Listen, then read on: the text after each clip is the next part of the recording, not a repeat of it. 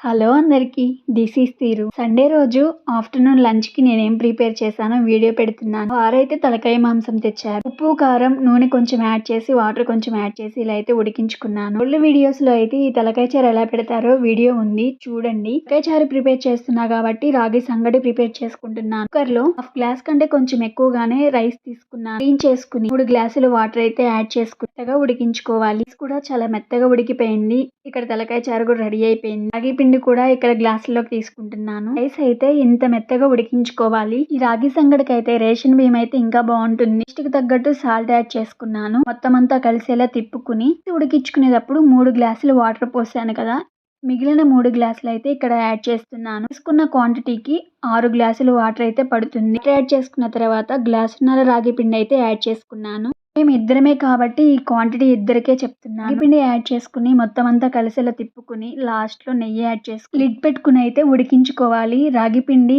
ఉడకకపోతే కడుపులు నొప్పి వస్తుంది. బాగా ఉడికించుకోవాలి. ఇది మధ్యలో తిప్పుకుంటూ ఉడికించుకుంటే చాలా బాగుంటుంది రాగి సంగటి. నేనైతే రాగి సంగటి లాగా తింటాను. రాగి ముద్దలాగా అయితే నాకు నచ్చదు, గట్టిగా ఉంటుంది. అందుకే కొంచెం వాటర్ ఎక్కువగా పోసుకున్నాను. రాగి ముద్దలా ఉండాలంటే కొంచెం వాటర్ క్వాంటిటీ తగ్గించుకోవాలి. రాగి సంగటి అయితే రెడీ అయిపోయింది.